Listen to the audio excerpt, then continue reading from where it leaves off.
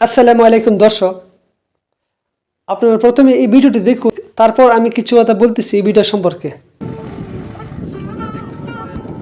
মহিষের দ্বারা কতটা কষ্টের সাথে মাধ্যমে আসলে কৃষক তাদের সোনার ফসল ধানগুলা বাড়িতে নেওয়ার চেষ্টা করতেছে। এবারে কিন্তু আসলে খুব একটা ভালো হয়নি কৃষকের জন্য। কয়েকটা দিন টানা বৃষ্টি হওয়ার কারণে প্রচুর পরিমাণ পানি জমেছে মাঠে।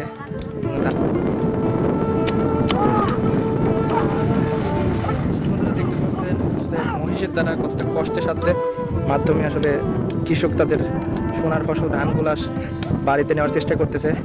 এবারে কিন্তু আসলে খুব একটা ভালো হয়নি মাঠে, ধানের জমিতে কিন্তু একদম পুরোপুরি পানি হয়ে গেছে। দেখেন কি অবস্থায়।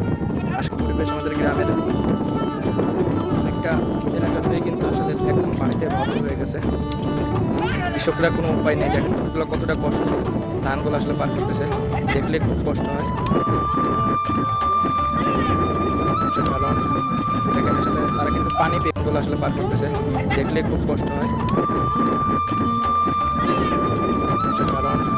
দেখেন আসলে তারা কিন্তু পানি পেয়ে দর্শক, আপনারা দেখলেন যে মহিষের গাড়ি, এক লোক মহিষ চালাচ্ছে, মহিষের উপর অনেক মারধর করা হচ্ছে, কিন্তু মহিষ পানির কারণে চলতে পারতেছে না। আর এই লোকটি অত্যন্ত নির্দয়, তার প্রতি একবারে মহিষের প্রতি আমার মনে হয় জুলুম করা হচ্ছে। এই বিষয়টি আমার একবারে পছন্দ হয় নাই, একবারেই আমার কাছে ভালো লাগে না এই বিষয়টি। কারণ মহিষ বুয়া প্রাণী, সে কথা বলতে পারে না, জোর করে তাকে এই কাঠের গাড়ি চালানো হচ্ছে। আর এই গাড়ির উপর অনেক বড় বোঝা, অনেক মাল বোঝাই করা এই গাড়িটি। এই দুটি মহিষ যেতে চাচ্ছে না, কিন্তু তাকে জোর করিয়ে চালানো হচ্ছে, তার উপর পার্শ্ববিক নির্যাতন করা হচ্ছে। এই বিষয়টি আমার কাছে একবারে ভালো লাগেনি, পছন্দ হয় নাই।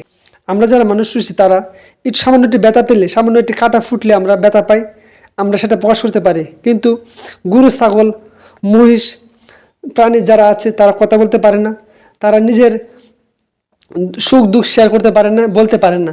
এই বিষয়টা আমার কাছে অনেক খারাপ লেগেছে, বিষয়টি দেখে যে মানুষ কতটুকু নির্দয়।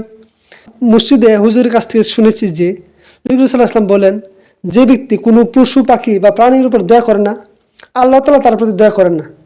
এবং এই বিষয়ে কঠোরভাবে নবী সাল্লাল্লাহু আলাইহি ওয়াসাল্লাম হাদিসে বলেছেন, কঠোরভাবে নির্দেশনা দিয়েছেন তার সাহাবীদেরকে, যে গরু, বাছুর, উট, পাখি, গরু, মহিষ, যত প্রাণী আছে, ছাগল, ভেড়া, দুম্বা, তাদের প্রতি সদয় হওয়া, তাদের সাথে ভালো আচরণ করা, তাদের উপর কোনো জোর জুলুম বা কষ্টদায়ক কাজ চাপে না দেওয়া।